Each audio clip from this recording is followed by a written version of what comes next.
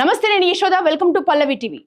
కొడితే ఏనుగు కుంభస్థలాన్నే కొట్టాలి అంటారు. పాకిస్తాన్ ఏనుగు కాదు, కానీ దాంట్లో ఉన్న ఉగ్ర స్థావరాల విషయానికి వస్తే మనం కుంభస్థలం లాంటి స్థావరాల్ని మన బ్రహ్మోస్ క్షిపణితో లేటెస్ట్ గా ధ్వంసం చేశాం. విషయంలోకి వెళ్తే భారత్ పాకిస్తాన్ ఉద్రిక్తతలు కొనసాగుతున్నాయి. మనకు తెలిసిన విషయమే. పాక్ దుందుడుకు చర్యలకు, పిరికి పంద చర్యలకు ప్రతిగా భారత్ అత్యాధునిక క్షిపణులు, గైడెడ్ మ్యూనిషన్, లాయిటరింగ్ మ్యూనిషన్ వంటి వాటిపై దాడులు తీవ్రతరం చేసింది. ఈ దాడిలో పాక్ వైమానిక స్థావరాలు, కమాండ్ కంట్రోల్ సెంటర్లు, రాడార్ సైట్లు, ఆయుధ నిల్వ కేంద్రాలు ఇలా ఒక్కొక్కటి మొత్తంగా ధ్వంసమవుతూనే ఉన్నాయి. పాకిస్తాన్ అధికారిక రాజధాని ఇస్లామాబాద్ అయినా కూడా పాలన మొత్తం జరిగేది మాత్రం రావల్పిండి నుంచే. ఇక్కడ చక్లాలా అనే ప్లేస్ లో ఆర్మీ చీఫ్ ఆఫీస్ నుంచి ఆదేశాలు వెళ్తూ ఉంటాయి. శనివారం తెల్లవారుజామున పాక్ లోని ఈ కుంభస్థలాన్ని మన భారత్ లక్ష్యంగా చేసుకుంది, దాడులు చేసింది. ఇక్కడ పాక్ వాయుసేనకు చెందిన మొబిలిటీ కమాండ్ ఉంది. దాంతో పాటు గగనతల రిఫ్యూలర్ ట్యాంకర్ల ఫ్లైట్స్ ఉన్నాయి, హెవీ లిఫ్టర్లు, ఇట్లాంటివన్నీ మేజర్ అన్ని కూడా ఆ ప్రాంతంలో ఉన్నాయి. వీటన్నింటినీ భారత ఆర్మీ ధ్వంసం చేసింది. వాటితో పాటు పీఓకేలో ఉన్న స్కార్డ్ వైమానిక స్థావరం, అలాగే పంజాబ్ ప్రావిన్స్ లోని సర్గోదా వైమానిక దళ స్థావరం, సింధ్ ప్రావిన్స్ లోని జకోబాబాద్, బోలారి వైమానిక స్థావరాలు, చివరిగా పీఓకేలోని లీపా వ్యాలీ మందుగుండు డిపోను కూడా భారత ఆర్మీ ధ్వంసం చేసింది. భారత్ తన దగ్గర ఉన్న సూపర్ పవర్ అయిన BrahMos super sonic cruise missile వాడి పాక్ కి బుద్ధి చెప్పినట్లు రిపోర్టులు అయితే వస్తున్నాయి. ఈ విషయాన్ని స్వయంగా యూపీ సీఎం యోగి ఆదిత్యనాథ్ చెప్పారు. లక్నోలోని ఉత్తరప్రదేశ్ డిఫెన్స్ ఇండస్ట్రియల్ కారిడార్ లో బ్రహ్మోస్ సూపర్ సోనిక్ క్రూజ్ క్షిపణి ఉత్పత్తి యూనిట్ ని రక్షణ మంత్రి రాజ్నాథ్ సింగ్ ప్రారంభించారు. యూపీ సీఎం యోగి ఆదిత్యనాథ్ మాట్లాడుతూ ఇదే సందర్భంలో ఆపరేషన్ సింధూర్ లో భారత్ బ్రహ్మోస్ క్షిపణుల్ని ఉపయోగించింది అని వెల్లడించారు. అలాగే అదే సమయంలో ఈ క్షిపణులకి ఉన్న శక్తి ప్రపంచ దేశాలకు తెలిసింది అన్నారు. అంతేకాదు, దీని ప్రభావం గురించి తెలియని వారు ఎవరైనా ఉంటే పాకిస్తాన్ ని అడిగి తెలుసుకోవాలని కీలక వ్యాఖ్యలు చేశారు యూపీ సీఎం యోగి ఆదిత్యనాథ్.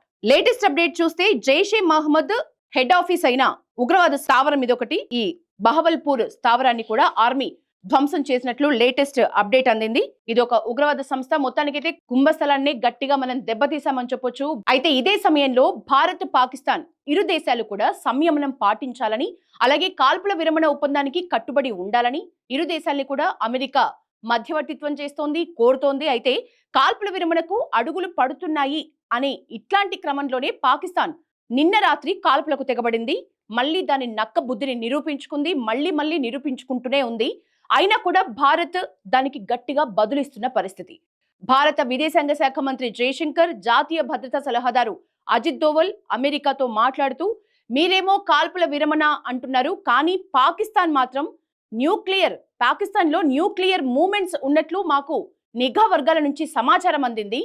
కాబట్టి గట్టిగా బదులు ఇవ్వటానికి మేము రెడీగా ఉన్నాము అనే అర్థం వచ్చేలాగా గట్టి ఆన్సర్ అయితే అమెరికాకు ఇచ్చిన పరిస్థితి. ప్రధాని నరేంద్ర మోడీ, రాజ్నాథ్ సింగ్, అలాగే అజిత్ దోవల్, సిడిఎస్ చౌహాన్ ఇలా త్రివిధ దళ అధిపతులతో సమావేశమయ్యారు. పాకిస్తాన్ భవిష్యత్తులో కోలుకోలేని విధంగా ఏదో ఒక పెద్ద చర్యనే భారత్ నుంచి ఉండబోతోంది అనే రిపోర్ట్స్ అయితే మనకు అందుతున్నాయి. ఈ దళాధిపతుల మీటింగ్ కి సంబంధించి నరేంద్ర మోడీ మాట్లాడిన మాటలు, ఆ మాటలను ఒకసారి చూద్దాం.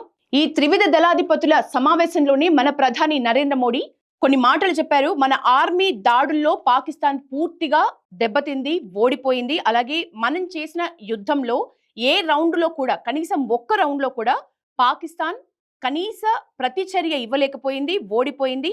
పాకిస్తాన్ ఎయిర్ బేస్ పై మనం చేసిన దాడుల వల్ల వాళ్ళు అసలు యుద్ధంలోనే లేరనే విషయం మనకు అర్థమైంది. అంటే వారి నుంచి ఏ ఒక్క రౌండ్ లో కూడా ప్రతిచర్య రాలేదు, కాబట్టి వాళ్ళు అసలు యుద్ధంలోనే లేరు అనే విషయం మనకు అర్థమైంది అనే అర్థంలో ప్రధాని మోడీ స్వయంగా ఈ త్రివిధ దళాధిపతుల మీటింగ్ లో మాట్లాడిన సందర్భం.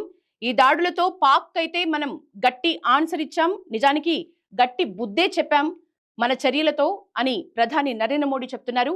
ఏదేమైనా నిజంగా ఇంతకుముందు అన్నట్లు ఏదో పెద్ద చర్య అయితే ఈ త్రివిధ దళాధిపతుల మీటింగ్ ఇప్పుడు ప్రస్తుతం జరుగుతున్న నేపథ్యంలో పెద్ద స్టెప్ అయితే ఏదో ఉండబోతోంది అనే ఒక రిపోర్ట్స్ అయితే మనకు అందుతున్నాయి. బహుశా ఇండియా నెక్స్ట్ టార్గెట్ పాక్లో ఉన్న అణ్వాయుధాల తయారీ, అణ్వాయుధాలు నిల్వ చేసే రహస్య స్థావరాలు, వాటి ధ్వంసమే అయ్యుండొచ్చు నెక్స్ట్ టార్గెట్ అనేది మాత్రం ప్రాథమికంగా అంచనా వస్తున్న పరిస్థితి.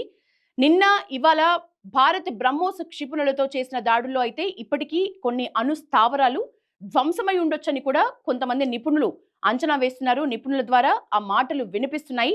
అయితే ఏ దేశమైనా కూడా నిజానికి తన అణు ఆయుధాలు పలానా చోట ఉన్నాయి అని చెప్పుకోదు. ఆ మెసేజ్ బయటికి రాకుండానే, ఆ ప్లేసెస్ గురించి ఇన్ఫర్మేషన్ బయటికి రాకుండానే ఏ దేశమైనా జాగ్రత్త పడతాయి. అత్యంత రహస్యమైన ప్రాంతాల్లో మాత్రమే వాటిని తయారు చేస్తారు.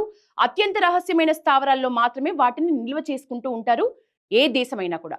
అలాగే అణుబాంబుల తయారీకి యురేనియం, ప్లూటోనియం ల్యాబొరేటరీస్ చాలా ముఖ్యం. మనకు తెలుసు అణుబాంబుల తయారీలో యురేనియం, ప్లూటోనియం ఈ రెండు కీలక పాత్ర పోషిస్తాయి.